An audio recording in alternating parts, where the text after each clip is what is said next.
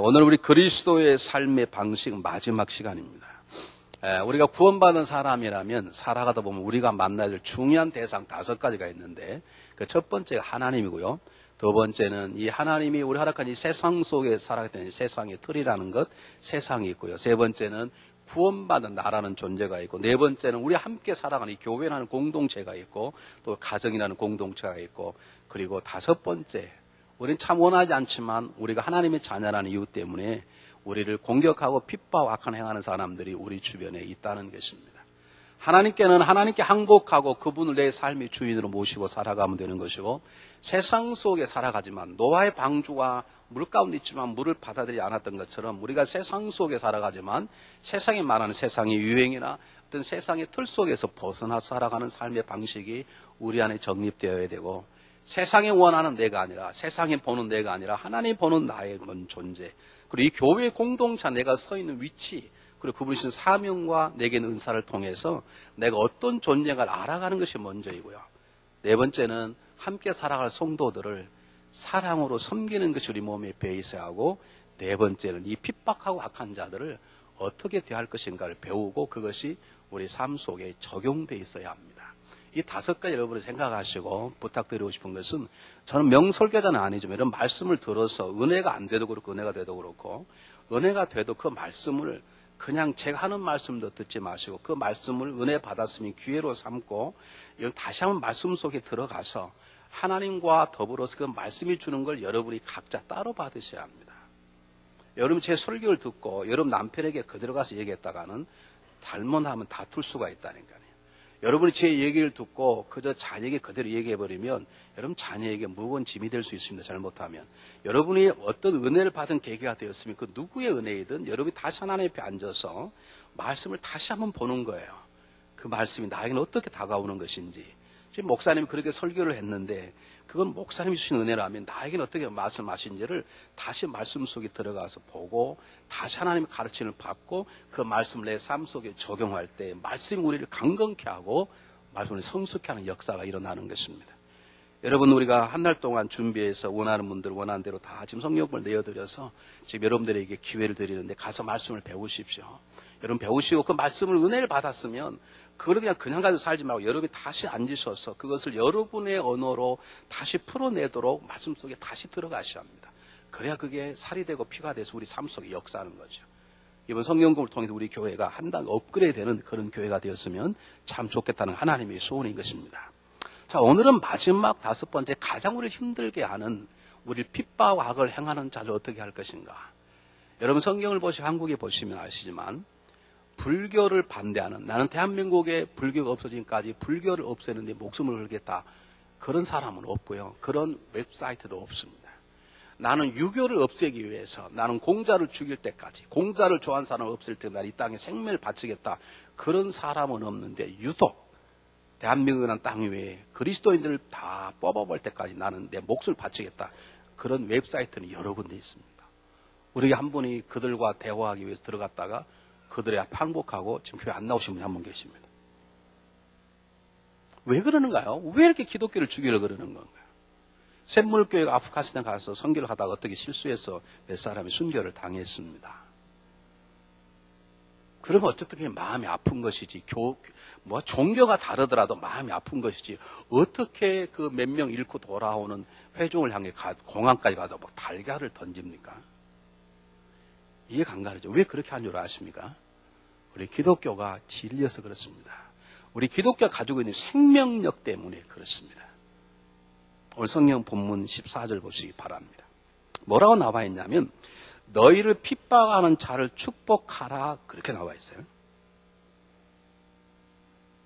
20절에 내 원수가 줄이거든, 그렇게 나와 있어요. 이게 무슨 말이냐면 이렇게 성경에 나와 있잖아요. 혹시 너를 핍박하는 자가 있느냐, 그렇게 말하지 않고 지금 하나님은 바울의 입을 통해서 혹시 너희가 환난과 핍박을 당하였느냐, 그렇게 말하지 않고 너희를 핍박하는 자를, 너희에게 악을 행하는 자를, 너희의 원수를 그렇게 말하는 것은 우리 모두의 삶 가운데, 하나님의 자녀 가운데는 핍박과 환난과 악한 행함이 지속적으로 우리를 그림자처럼 따라다니고 있다는 것을 전제로 말씀하시는 것입니다. 다시 말씀드리겠습니다. 이건 너무나 당연한 것인데 우리가 그런 말 하잖아요. 왜 예수 믿는 이렇게 어려움이 있냐고. 예수 믿기 때문에 어려울 수 있습니다. 예수 안 믿어도 어려움이 있을 수 있지만 예수 믿기 때문에 더 어려움이 있을 수 있습니다. 이 말씀이 진리이고 생명이기 때문에 그 하늘나라와 확장의 나라를 반대하는 수많은 것들, 세상의 틀들이 가만히 있지 않습니다. 오늘 성경은 우리가 예수 믿는 사람이라면 그래서 하나님 앞에 항복하고 세상의 틀에서 벗어나고 너의 존재 가치를 알아서 귀한 인생을 살아가고 교회 안에서 가정에서 부부간에 서로 사랑하고 성도 안에 살아가는 삶을 살아갈수록 지배하게 그러지 못하게 하는 핍박과 방해물과 악한 자의 악행이 있다는 것을 전제로 하는 것입니다. 이걸 다른 말로 바꾸면 하나님은 아신다는 거예요. 우리가 지금 어떤 상황 속에 살아가는지 아시고 있다는 거예요. 하나님 여러분의 핍박과 환난과 어려움을 하나님 아신다는 거예요. 아시기 때문에 그분이 도와주실 거예요. 아멘. 그분이 우리를 어려운 가운데 구원해 주실 거예요. 이 억울하고 잠 못 이루는 괴로움 속 우리를 자유하여 주실 것이에요. 중요한 것은 해 주실 것 때문에 아무것도 안 하는 게 아니라 해 주실 것 때문에 그렇기 때문에 우리가 그분의 일하심 맞춰서 우리가 해야 될 부분들을 하는 게 중요해서 주님 그걸 하라는 것입니다. 어린 아들과 함께 강을 건넌 아버지가 얘야 내가 너를 잘 수용해서 내가 저 강 건너까지 가게 할 테니까 너는 절대 힘주지 마라. 여러분 강에 들어 무서운 어린아이가 아버지를 꽉 껴안으면 아버지도 수용 못하고 그냥 죽을 수 있습니다. 아버지가 데려다가 강가에 건너 주긴 주겠지만 그를 위해서는 이 어린 아들은 아버지의 말을 믿고 힘을 빼고 가만히 힘을 빼는 게 그 어린 아들이 할 일이라면 오늘 성경 본문은 우리가 당하는 핍박과 환난과 어려움 말할 수 있는 기가 막힌 웅덩이의 원수 속에 배반당하고 빼앗기는 그런 상처들에서 하나님 우리를 건지기 원하세요. 왜? 그분이 알고 계시니까. 우리를 건져주실 터인데 그러나 너희들은 이렇게 하라 라고 하는 말씀을 여러분 오늘 시간 배우셔야 합니다. 자, 첫 번째 14절 다시 한번 읽겠습니다. 그럼 성경을 반복해서 읽어보시기 바랍니다. 너희를 핍박하는 자를 축복하라. 축복하고 저주하지 말라 그랬어요. 이건 말씀 속에 하나가 생략되어 있는데 그게 뭐냐면 축복하고 저주하기 전에 이 말은 무슨 말이냐. 어떤 핍박을 받았느냐. 어떤 환난을 당했느냐. 그러면 뭐하란 말입니까? 즉각적으로 반응하지 말라 그 말입니다. 우리는 누구에게 한번 당하면 자연 발생적으로 분노와 증오가 나갑니다. 누가 내 멱살을 잡으면 우리도 즉각적으로 상대방 멱살을 잡습니다. 아내의 목소리가 확 높아지고 남편의 목소리도 확 높아지게 되어 있습니다. 그렇게 하지 말라는 거예요. 우리가 하나님의 자녀이면 내가 당하는 핍박과 이 악을 행하는 자 속에서 우리가 승리하려면 제발 어려움을 당하는 너희 마음이 아프들 내가 알겠다는 거죠. 너희가 지금 분노하는 거 알겠다는 거죠. 그러나 믿음의 사람이 해야 될 가장 중요한 것은 철두철미하게 어떤 핍박을 당하고 억울한 일 당하고 소리를 지를 수밖에 없는 고통 속에 있다 할지라도 절대로 자연 발생적인 감정을 가지고 거기에 반응하지 말라 그 말입니다. 주님께서 친히 말씀하셨습니다. 마태복음 5장 43절 44절에 내가 너희 친구들을 내 이웃들을 사랑하고 내 원수를 미워하라고 너희가 그렇게 들은 내가 안다. 그러나 내가 너희에게 말하노니 내 이웃을 내 원수를 사랑하며 내 핍박하는 자를 위해서 기도하라. 이 말은 무슨 말이냐면 행동하기 전에 너희 마음에 있는 감정부터 다스리라 그 말입니다. 이게 쉬운 일이 아닙니다. 여러분 부부간은 굉장히 사랑하시죠? 그러시죠? 주여 우리 교우들 불쌍히 여겨주시기 바랍니다. 여러분 표정이 상당히 심각한 것 같아. 꼭 그만 살아보려고 작정하시는 것 같아. 여러분 부부끼리 사랑하시죠? 사랑해도 남편이 여봐! 그러면 왜 부르시고 조용히 나갑니까? 왜 몰라! 당연히 그래죠. 우리는. 사랑하는 사람끼리도 상대방을 건들면 똑같은 감정으로 나가는데 사랑하는 사람이 나를 핍박하고 내 원수가 나를 아프게 하는데 어떻게 감정이 안 나갑니까? 그건 하지 말라는 거예요. 그건 하지 말라는 거예요. 왜 하지 말아야 되느냐? 그를 저주하지 않고 복수하지 않고 축복하기 위해서 그렇게 하라 그 말입니다. 못하겠는데요? 누가 말씀하는 것입니까? 하나님 명령하시는 것입니다. 우리 하나님 앞에 어떤 사람입니까? 무조건 항복한 사람입니다. 하나님이 하지 말라는데.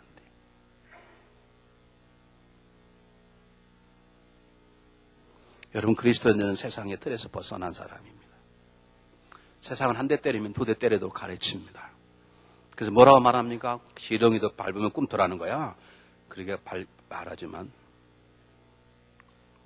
우리는 죽어라고 말합니다. 우리는 하나님의 틀에서 살아가야 됩니다. 어떤 억울한 일을 당했다 할지라도 자연 발생처럼 나오는 분노와 증오와 복수심에 칼을 집어넣으셔야 합니다. 그리고 두 가지를 하지 말아요. 뭘 하지 말아요? 다시 14절 다시 보겠습니다. 여러분 14절을 하루에 한 10번씩 외치십시오. 너를 핍박하는 자를 축복하고 저주하지 말라. 자, 그 다음 보겠습니다. 19절로 건너뛰겠습니다. 내 사랑하는 자들아 너희가 친히 원수를 갚지 말고 진노하심 맡기라. 원수 갚내게 있으니 내가 갚아주리라 말씀하시니라. 두 가지 쉽게 풀어서 말씀하겠습니다. 우리가 어떤 핍박과 환난을 당하고 믿은 사람에게 완전히 인생이 망가져 버렸을 때, 제가 일본에 설교할 때 어떤 분들을 딱 쫓아왔어요. 목사님. 제 목사님 상담할 일이 있습니다. 무슨 일이냐 그랬더니 자기가 자기 집안에 너무 어려운 일을 당하여서 오늘 목사님 제가 교육하는데 하나님 목사님 설교 때 저에게 말씀해 주십시오. 그렇게 왔는데 꼭 자기 집에 두고 한 얘기 같다는 거예요. 그래서 이거 어떡하냐고 저에게 상담을 한 분이 계셨어요. 어려운 일 당하면 정신이 없잖아요. 그렇죠? 근데 정신이 없을 때 정신을 차리십시오. 막 분노가 날 때 혈압을 내리세요. 일단은. 그게 먼저예요. 저 같은 경우는요. 열받는 소리가 들려지면 심호흡을 합니다. 여러분의 폐 속에 산소가 들어가면 우리의 혈압과 그것이 내려가요. 그냥 심호흡하는 게 아니에요. 여러분. 굉장히 중요해요. 어느 날 오래된 얘기입니다. 어느 조그마한 소그룹에서 목사님 우리끼리 식사하기로 되어 있는데 우리 성도님들이 목사님 함께 식사하면 좋겠다 그럽니다. 그래요. 나 바빠서 못 가는데 목사님 그러지 말 안 오시면 굉장히 섭섭할 거예요. 그러니까 꼭 오셔서 식사하시고 먹어도 절대 살 안 찐 걸로 잘 준비하겠습니다. 하도 그래 제가 너무너무 감사해서 갔습니다. 가서 맛있게 먹었지. 그리고 왔어. 나중에 들리는 소리가 들어보니까 목사가 시작이 이런 데까지 다 쫓아다니냐? 이러는 거네. 지가 나를 불러놓고, 그럼 뚜껑이 안 열리겠습니까? 근데 그런 거 뚜껑이 열리면 목회 못해, 죽지. 그럼 저는 심호흡을 서서, 심호흡을 해요. 그때 숨을 등으로 쉰다 그래요. 배로 쉬면 복식호흡이 되잖아요. 배에 공기가 들어가는 거 폐에 들어가 달라요. 폐에 들어가면 산소량이 많아서 우리가 마음이 컴다운 돼요. 등으로 여러분 한번 집에서 해보세요. 저는 하여고 등으로 숨을 쉬어보세요. 복식호흡 한 사람들은 기운동할 때 복식을 하면 이 등으로 숨을 쉰다고 쉬어요. 그럼 폐가 이렇게 커져요. 그러면 여러분 감정이 다운이 돼요. 그리고 나서 그 다음에 해야 돼. 여러분 감정을 먼저 다스리세요. 그 다스려졌거든. 정신을 차리고 두 가지는 죽어도 하지 말아야 돼요. 왜? 우리 주님이 하지 말라고. 첫 번째 뭘 하지 말라고요? 저주하지 마세요. 내가 저주를 받았어도 저주하지 마세요. 내 어떤 사람 때문에 내 인생의 삶 한 부분이 깨어졌어도 저주하지 마세요. 왜? 우리의 주인이 그분이 저주하지 말라고 그랬고 우린 그분 앞에 이미 항복한 사람이에요. 저주란 것이 뭐냐면 나에게 악하게 했기 때문에 저런 사람은 10배로 고생해서 자식들이 쫄딱 망하든지 다리 뭉대 부러지든지 그렇게 해야 된다고 생각하는 그것이 저주예요. 무지하게 많이 해보셨지? 안 해보셨습니까 여러분? 저런 사람은 하나님이 살아계시다면 간대. 하나님이 살아계시다면 저런 사람은 한 번쯤 손을 보셔야 돼. 하나님의 강력한 심판을 바라는 마음, 그게 저주에 이게 있으면 안 돼요. 이게 있으면 안 돼요, 여러분. 왜 하지 말라는데요. 저주하면요, 그 다음에 복수의 칼을 뽑게 되고, 복수의 칼을 뽑게 되면 축복하지 못해. 그럼 결국에 우린 지는 거고, 우리가 망하는 것이에요, 여러분. 조금 이따 말씀드리겠습니다만은, 어떤 환난을 당했습니까? 배반자에게 모든 걸 빼앗겼습니까? 그래, 잠이 안 옵니까? 잠이 안 올수록 여러분 기억하세요. 할 수 있으세요. 숨을 쉬세요. 엎드려 기도하세요. 성경 말씀을 묵상하세요. 그리고 내 마음을 먼저 다스리세요. 자연발전 일어나는 분노와 증오와 복수심을 먼저 다스리세요. 그리고 뭘 하더라도 먼저 다스리고, 그리고 절대 해서는 안 될 게 한 가지 뭐냐면 저주하는 것이에요. 할 수 있냐? 할 수 있습니다. 성경에 다윗이 나옵니다. 다윗이 자기 아들 압살롬에게 배반당해서 쿠데타가 일어났는데 세상에 자기 압살롬을 죽일 뻔한 압살롬을 살려줬어요. 그렇게 용서해 주었는데 자기를 죽였다고 칼을 뽑으니 이 다윗이 기가 막힐 노릇입니다. 그가 감정이 격했던지 신도 신지 못하고 조량낭을 치면서 울고 갔다고 그럽니다. 한참 도망을 가는데 한 마을 골목을 지나가는데 이 사울 왕의 친척들 되는 시므온이라는 사람이 나타나서 다윗 왕에게 돌을 던지며 비루한 자식이란 말은 잘됐다, 쫄딱 망했다, 속 시원하다 막 그런 말입니다. 이 소망이 없는 거사. 넌 잘됐다, 너 조직의 쓴맛 좀 봐라 막 그런 뜻입니다. 그러니까 부하가 왕이여 나에게 명령을 내리시면 내가 저자의 목을 치겠나이다. 그러니까 다윗이 말하기를 내비둬라. 저렇게 말 한마디 하는 것들은 하나님이 저주하시리라. 그렇게 말하지 않았습니다. 내버려 두어라. 어쩌면 하나님께서 저를 통하여 나를 나무랄 줄 모르겠다. 혹시 하나님이 하실지면 하나님이 하실 일이지 내가 할 일은 아니냐라고 시므이를 저주하지 않습니다. 뿐만 아닙니다. 다윗은 수많은 일들을 똑같이 경험합니다. 다윗을 가장 괴롭혔던 것은 전쟁터의 칼날이 아닙니다. 가장 믿었던 사람들에 대한 배반과 얼마나 많은 것들을 마음의 상처를 입었는지 몰라. 그럴 때마다 다윗은 저주하지 않았습니다. 복수의 칼을 뽑지 않았습니다. 그는 조용히 기도했습니다. 너무 중요한 단어이기 때문에 이름 한번 보겠습니다. 한번 보십시오. 제가 목회할 때 가장 많이 기도하는 것 중에 하나입니다. 시작하면 똑같이 읽겠습니다. 시작. 나는 사랑하나 저는 도리어 나를 대적하니 나는 기도할 뿐이라. 다윗은 자기가 믿었던 사람이 자기에게 저주의 화살을 쏠 때 그는 저주하지 않았습니다. 기도만 했습니다. 여러분 누가 여러분을 버렸습니까? 여러분을 배반했습니까? 여러분의 삶의 한 부분을 상처나게 해서 여러분 몸에서 이런 피가 솟고 있습니까? 그래도 먼저 감정을 다스리십시오. 그래도 절대로 저주하지 마십시오. 스데반이 돌에 맞아 죽어가고 있었습니다. 돌에 하나 맞아 죽는 게 아닙니다. 수백 개 맞아 죽습니다. 돌에 맞아 자기 뼈가 깨어지고 눈알이 터지는 고통을 다 경험하면서 아픈데 그가 일어나 무릎을 꿇고 하나님께 기도하기를 저들을 용서해달라고 기도합니다. 저주할 만합니다. 저주하지 않았습니다. 우리 예수님께서도 십자가에 그렇게 하셨습니다. 저주하시면 안 됩니다. 두 번째입니다. 19절 뭐 하지 말라고요? 원수 갚지 말라. 그 말은 무슨 말입니까? 복수하지 말라는 거예요. 제가 어릴 때 우리 아버지한테 어린 얘기를 많이 들었다고 그러잖아요. 근데 가장 많이 들은 얘기 뭐냐면 호랑이 포수 얘기입니다. 아버지 포수가 호랑이 잡혀 먹었어. 아들이 자라서 자기 아버지 원수를 갚기 위해서 호랑이를 잡으러 다녀서 드디어 산속 호랑이를 죽이고 원수 갚고 들어와서 갑순이 잘 살았다. 맨날 원수 갚는 얘기만 들은 거예요. 이게 진짜 원수가 전 어릴 때 박혀져 있어요. 전부 다 원수 갚았대. 그냥 원수가. 여러분 성경은 분명히 말하기를 원수 갚지 말라, 복수하지 말라고 그럽니다. 이유는 간단합니다. 복수할 권리가 우리에게 없기 때문에. 복수하고 말고 누구의 손에 있기 때문에 하나님 손에 있고 내가 할 일이니까 너희들은 하지 말라는, 복수하고 싶어도 하지 말라는 거예요. 왜? 그건 내가 할 일이니까 너희들은 나에 맡기고 절대로 저주하지도 말고 복수하지도 말라. 그 말입니다. 여러분 잘 아는 요셉, 장차 오실 예수 그리스도의 그림자라고 불리우는 요셉이 형들에게 배반받아서 노예로 팔려갔습니다. 보디바라 안에 순결을 오히려 지켜주었는데 그것 때문에 파렴치한 성범죄자라고 낙인이 찍혀서 죽음의 감옥 속에 처박히게 되었습니다. 하나님 그를 이렇게 세웠습니다. 그런데 요셉은 형들에게도 복수하지 않았고 보디바라의 아내에게도 복수하지 않았습니다. 여러분 부부간에 복수하지 마시기 바랍니다. 한 번 당하면 치부장에 글 쓴 사람 있죠. 다음에 보자. 너 다음에 한번 걸리면 너는 죽었다 하고 쓰신 분들 계시지. 오늘 저녁까지 그 치부장을 다 버려버리십시오. 복수를 꿈꾸지 마십시오. 우리는 복수할 권리가 없어.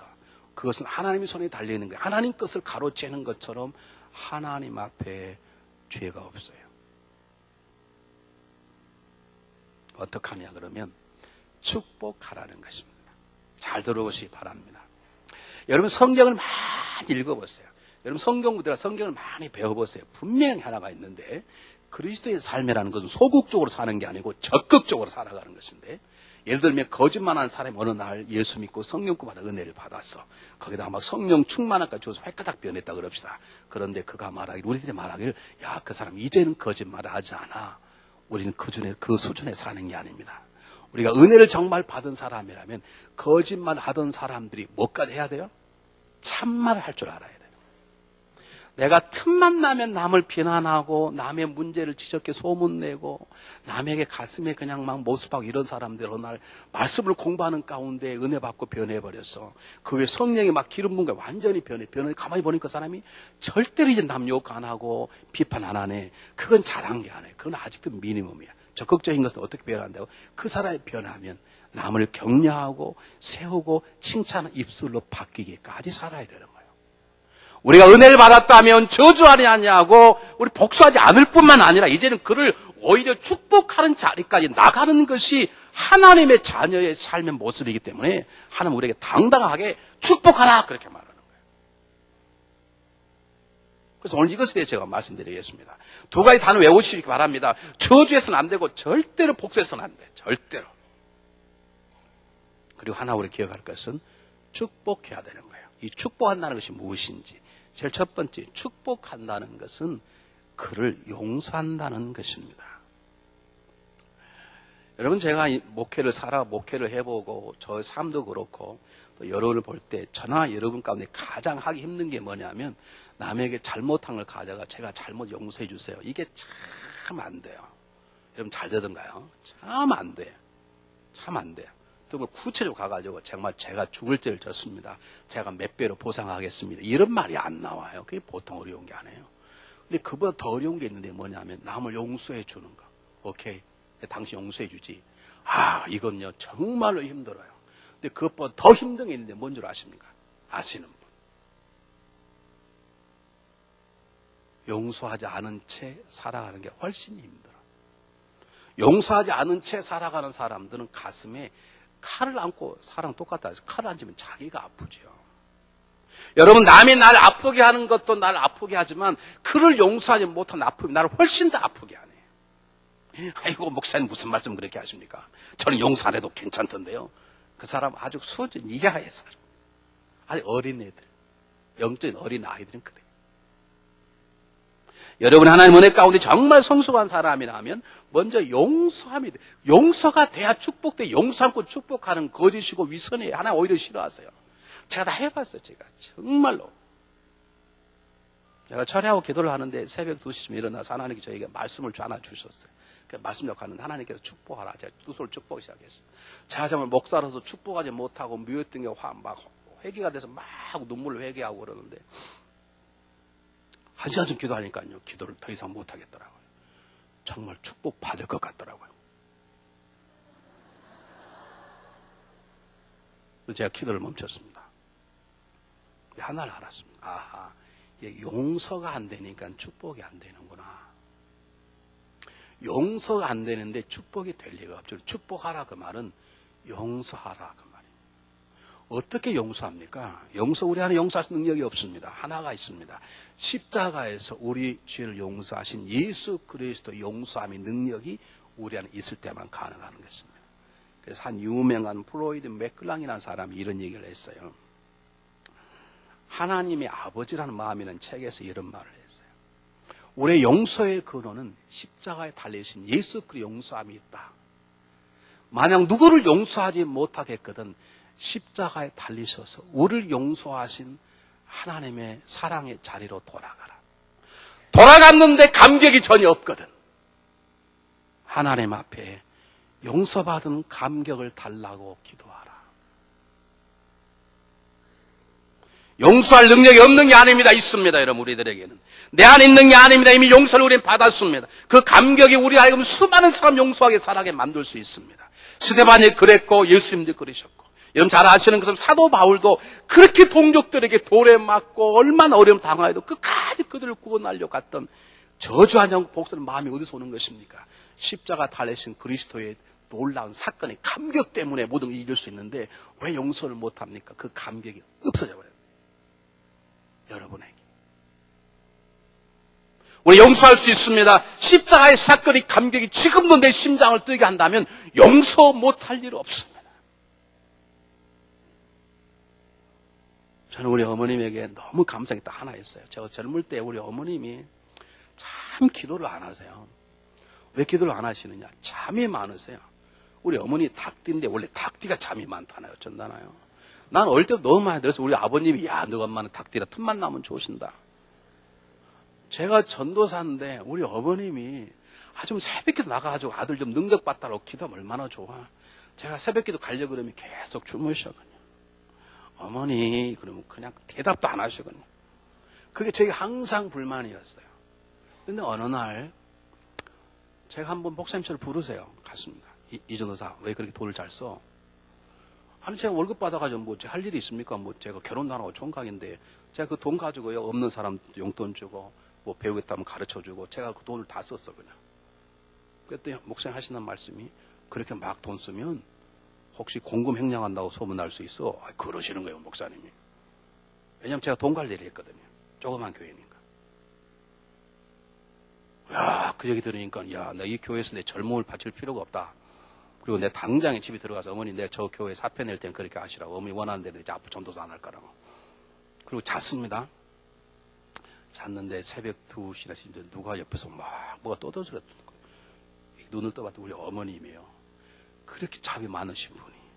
내 전도사는 게 마음에 안 드신다고 말씀은 그분이 일어나서 하나님 우리 아들이 목사님에게 속상한 일을 당했나 봐요. 우리 아들의 마음을 붙잡아 주세요. 한 번 가는 길인데 끝까지 가지 않게 이러시네. 나 그 기도 안 들었으면 열심히 서 있지도 않았어. 더 잊을 수 없는 건요. 우리 어머님이 제 사춘기 때 우리 집이 쫄딱 망했습니다. 저 집에서 우리 아버님이 데려다 키운 우리 형, 친형은 아니죠. 형에게 우리 어머님 인감을 다 줬는데 그거 가지고 다 해먹고 70년도에 7억이라는 돈은요. 지금이라 뭐 100억쯤 되는 돈 될 것이죠. 그런 돈을 하루아침에 다 심지어 집까지 다 뺏겼어요. 우리 아버님이 제대 형사들이 많이 와서 사모님 술을 하십시오. 그래야 우리가 잡습니다. 이 민사니까 술 안 하면 못 잡지 않습니까? 우리 어머님이 술을 하지 않으셨습니다. 내가 믿음이 내가 판단이 없었는데 그에게 내가 인감을 준 게 잘못이지 인연이 죄지 그 놈은 죄가 아닙니다. 그 돈 앞에 마음에 안 움직이면 어디 있겠습니까? 그 사람은 잡히지 않았고 또 사기치다가 그 다음 사람에게 잡혔고 그것도 형사로 나오고 또 사기치다가 결국 자살해서 죽었습니다. 근데 만약에 우리 어머님이 그때 그 사람을 잡아서 감옥에 넣었다 그래봐요. 결국 그 사람은 자살해 죽었을 거예요. 그럼 내 마음속에 우리 때문에 죽었다 그런 생각이 안 들겠습니까? 저는 두 가지를 지금도 우리 어머님에게 감사해요. 우리 어머님이 용서해버리셨어요. 여러분 용서 못할 일이 없습니다. 다시 말씀드립니다. 용서 안 해도 살만 나는데요. 여러분 아직 멀었어요. 아직 멀었어요. 더 살아보세요. 용서 안 하는 것이 훨씬 인생이 살기 힘들어요. 용서를 얻거든 십자가를 바라보세요.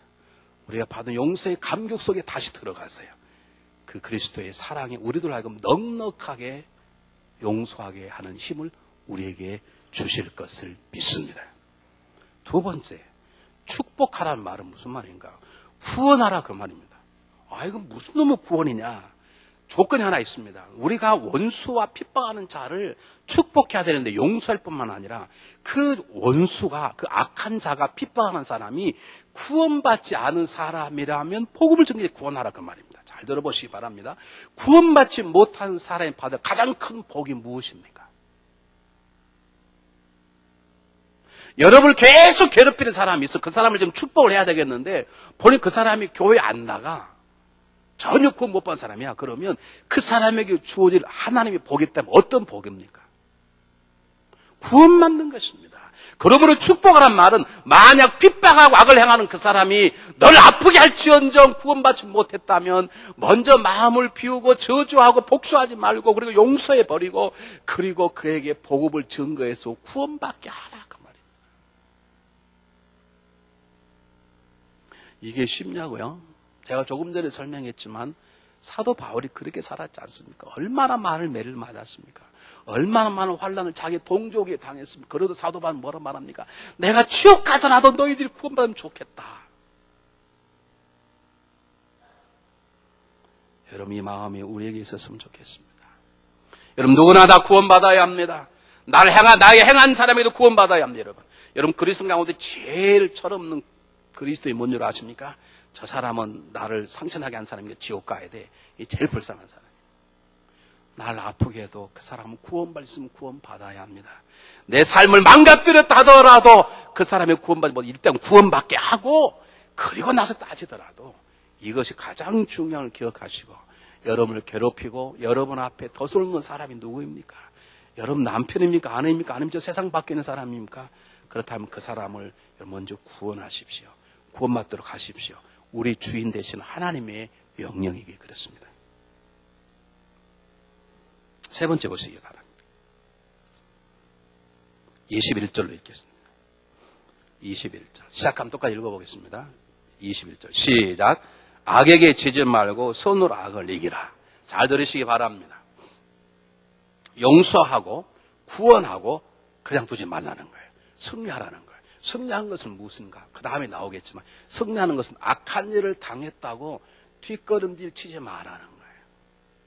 교회 보면 참 1월달에 열심히 신앙생활해. 막 새벽기도 나오고 금요기도 나오고 수요일에 나오고 그러다가 조금 부탁 기분 나쁘시면 뒤로 확 물러가. 겨우 주일만 나와. 그것은 지는 것이에요. 여러분, 지는 것이에요. 하나님은 용서하고 그냥 복이다 밀고 적당히 살라는 게 아니라 어떤 어려움이 있어도 너가 전진하는 신앙생활에 핍박이 있고 어려움이 있고 그것 때문에 내가 아프고 고통스러워도 절대 뒷걸음치지 말라는 거예요. 왜 신앙생활하다가 뒤로 물러간다고? 목사가 마음에 안 들어서요? 목사가 여러분을 책임지는 사람입니까, 여러분? 절대로 신앙생활 하다가 남편이 날 몰라준다고 여러분 교회 안 나오십니까? 너 절대로 전진하라 그 말입니다. 내가 악함을 당했다고 핍박을 당했다고 억울을 당했다고 듣지 못한 소리를 들었다고 뒤로 물러나는 건 지는 것입니다. 그래도 계속 전진하라 그 말입니다. 두 번째 승리하라는 말은 상대 악한 일 당하니 너도 악한 일에서 그 사람을 죽이란 말이 아닙니다. 절대로 악한 일 당했다고 악한 일 당하면 안 됩니다. 우리는 그런 말 하잖아요. 야, 어떻게 저렇게 선한 사람이 저렇게 화가 났지? 야, 건드면 다 화가 나는 거야. 아니, 신앙인은 건드려 화내면 안 돼요. 우리 교회도 건들면 열받는 사람 몇 분 있지. 여기 한 분, 여기 한 분, 여기 한 분, 여기 한 분. 안 건들면 천사에 건들기 한번 세상 뒤집히 무는 것이지. 여러분, 우린 그렇게 해서는 안 되는 것이지. 내가 악한 일을 당하여서 나는 악한 일을 해서는 안 되고, 내가 억울한 일을 당하여 억울한 일을 만들어서 그 사람을 바꾸는 건 승리하는 게 아니에요. 그건 지는 것이에요. 하나님 말합니다. 악한 일 당하여도 선으로 싸워 이기란 말입니다. 절대 뒤로 후퇴하지 말란 말입니다. 내가 속상하니까 교회 못 나게 돼. 그런 소리 하지 말란 말입니다. 힘들어도 나가고 지킬 자는 지키고 할 건 해야 되는 거예요. 여러분 지금 승리하고 있습니까? 지고 있습니까? 우리 주인이 말씀할 제가 말하는 게 아니라 우리 주인 하나님께서 말씀하시기를 핍박을 받았느냐 억울을 당하였느냐 그래도 전진하라 그 말입니다. 그게 승리인 것이에요. 너희들이 말도 안 되는 일을 당하느냐 그러나 너는 절대로 똑같은 방법으로 복수하지 말라 그 말입니다. 복수하면 이기는 게 아니라 이기는 것처럼 지는 것입니다. 그 다음 보겠습니다. 15절 16절 하나님의 사도 바울을 통해서 우리에게 승리하게 하되 승리하는 방법까지 가르쳐주세요. 어떻게 가르쳐주냐 15절 즐거워하는 자들로 함께 즐거워하고 우는 자들로 함께 울라. 이 굉장히 어려운 난해한 본문이 갑자기 이런 말이 끼어들어왔을까? 앞뒤가 안 맞잖아요. 해석자 다 다릅니다. 쉽게 이렇게 해석하시면 가장 저는 편무하나 생각합니다. 우리가 마음이 용서할 수 있고 상대방을 저주하고 복수하지 않으려면 하나가 필요한데 용서하는 마음을 갖고 내 감정을 다스려야 되는데 그러기 위해서 하나 지혜로운 게 방법이 뭐냐면 상대방 입장에 서보라는 거예요. 예를 들면 여러분 짐을 왕창 징창 망하게 한 사람이 있었어요. 어느 날 그가 나를 찾아와서 나에게 무릎 꿇고 손바닥이 닳도록 박박 빌고 한 번만 용서해 주면 제가 빚을 다 갚고 당신의 멍에를 세워주고 제가 정말로 죽을 죄에서 한 번만 용서해 주십시오. 그렇게 여러분 하기를 원하잖아요. 여러분 그렇게 원하지 않습니까? 여러분 원수가 있다면 원수가 여러분 앞에 와서 무릎 꿇고 싹싹 빌기를 원하잖아요. 이쪽부터 다 자유하고 다 풀어졌나 봐요. 이쪽에 물어볼게요. 여러분 못 살게 하고 주 옆에 그런 남편이 딱 와서 여보 내가 잘못해서 싹싹 빌기를 원하잖아요. 하나님 앞에 솔직합시다. 이대용 권사님. 그럴 때 나에게 자기의 잘못을 싹싹 빌 그 사람의 입장에 돌아가 보라 그 말입니다. 그러면 그 사람에 대한 미움이 그 사람에 대한 증오가 많이 사라지게 될 거라 그 말입니다.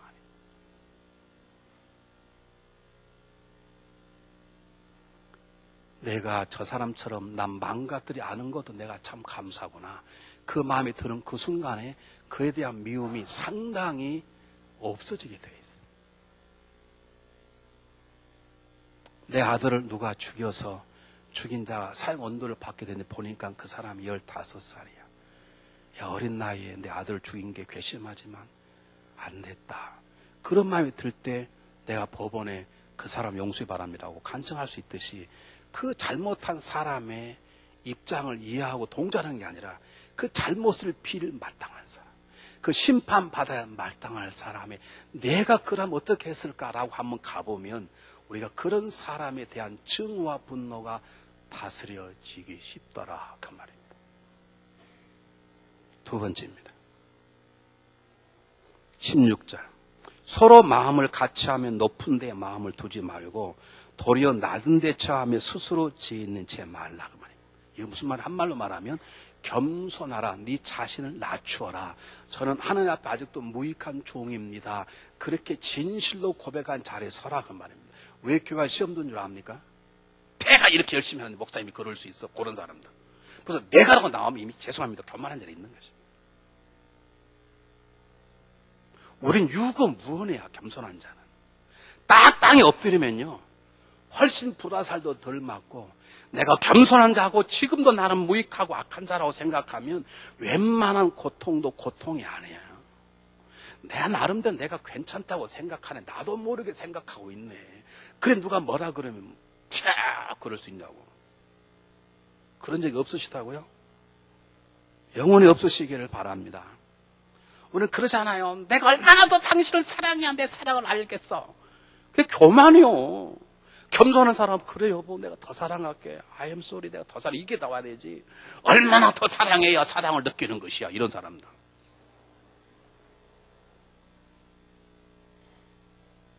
그게 교만의 자래요. 그러니까 불화살 맞아도 막 더 아픈 거예요. 딱 엎드리면 그래 나는 그 소리 들어도 마땅하지 그럴 수 있지. 그러면 웬만한 것이 아프지가 않아.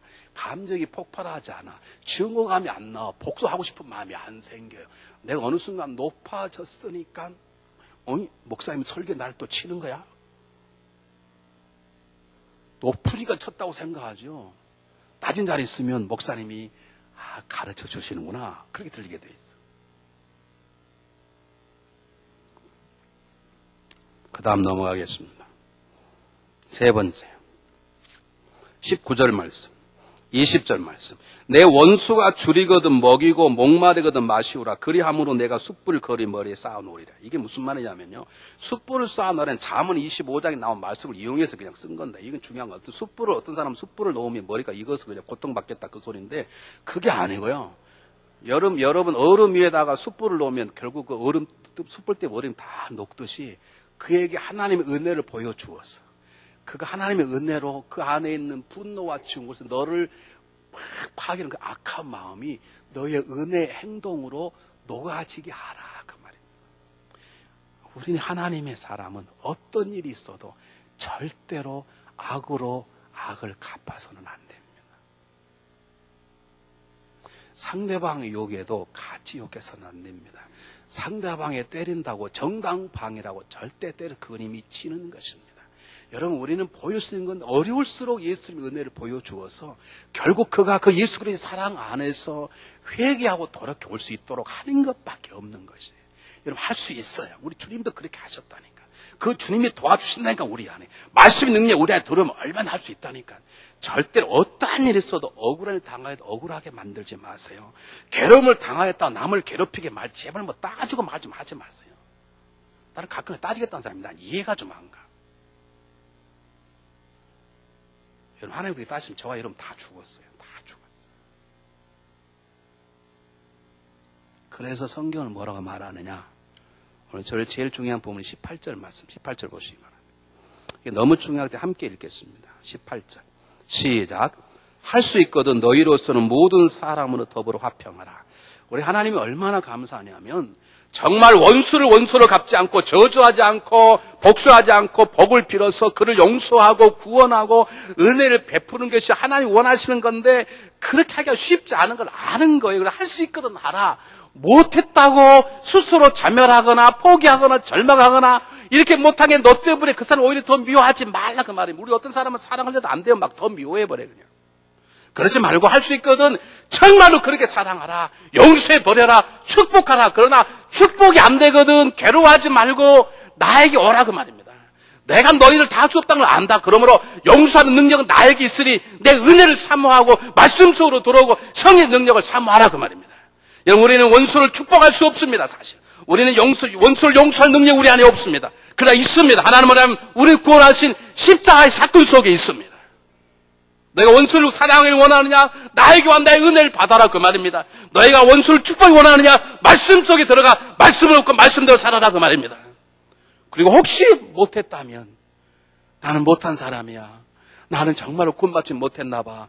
그렇게 스스로를 비하하거나 저 사람 때문에 그렇게 된 거야 라고 상대방을 미워하지 말고 나에게 와라. 내 말씀 속으로 들어오라. 기도하라. 내가 너희 능력을 줄 테니 능력의 보고인 나에게 와라. 그 말입니다. 어떤 사람이 하나님의 마음을 알고 이런 글을 썼습니다. 한번 들어보십시오. 기대한 만큼 채워지지 않는다고 초조해하지 마십시오. 믿음과 희망을 갖고 최선을 다하는 거기까지가 우리의 한계이고 그것이 우리의 아름다움입니다. 누군가를 사랑하면서 더 사랑하지 못한다고 애태우지 마십시오. 마음을 다해 사랑하는 거기까지가 우리의 한계이고 그것이 우리의 아름다움입니다. 지금 슬픔에 젖어 있다면 더 많은 눈물을 흘리지 못한다고 자신을 탓하지 마십시오. 우리가 흘리는 눈물 거기까지가 우리의 한계이고 그것이 우리의 아름다움입니다. 누군가를 완전히 용서하지 못한다고 부끄러워하지 마십시오. 아파하면서 용서를 생각하는 거기까지가 우리의 한계이고 그것이 우리의 아름다움입니다. 모든 욕심을 버리지 못한다고 괴로워하지 마십시오. 날마다 마음을 비우면서 괴로워하는 거기까지가 우리의 한계이고 그것이 우리의 아름다움입니다. 빨리 달리지 못한다고 내 발걸음을 아쉬워하지 마십시오. 내 모습 그대로 부지런히 걸어가는 거기까지가 우리의 한계이고 그것이 우리의 아름다움입니다. 세상의 모든 꽃과 잎은 더 아름답게 피지 못한다고 안달하지 않습니다. 자기 이름으로 피어난 거기까지가 꽃과 잎의 한계이고 그것이 최상의 아름다움입니다. 오늘 하나님은 우리의 마음을 아십니다. 원수를 저주하지 말고 복수하지 말고 복을 빌어야 할 것입니다. 그런데 그것이 얼마나 힘든가를 아십니다. 그러기에 불가능하거든 나에게 와라. 불가능하거든 내 말씀 속에 거하라. 불가능하거든 나의 영을 붙잡으라. 기도하라 그 말씀입니다. 혹시 못했다면 괴로워하지 말고 try again 하라 그 말입니다. 하나님은 진 말씀하셨습니다. 내 주 여호와가 친 말하노라. 나는 악인이 죽는 것을 기뻐하지 아니하고 악인이 돌이켜 회개하는 것을 내가 어찌 기뻐하지 않겠느냐. 하나님은 악인이 지옥 가는 걸 원치 않습니다. 하나님은 우리를 통해서 그 하나님의 마음을 세상에 증가하기를 원하십니다. 그래서 우리는 원수를 저주하지 말아야 하고 복수하지 말아야 하고 축복해야 하는 것입니다. 기도하겠습니다.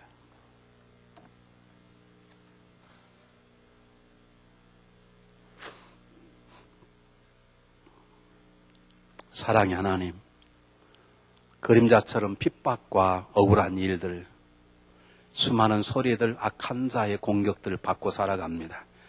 우리 주인 되신 주님의 말씀처럼 저들을 저주하지 아니하며 저들에게 복수하지 아니하도록 도와주시옵소서. 우리 할 수 있을 만큼 용서하며 구원하며 은혜로 살아 승리할 수 있도록 인도하여 주시옵소서. 살아계신 예수 그리스도 이름으로 감사하오며 간절히 기도하옵나이다. 아멘. 우리 다 같이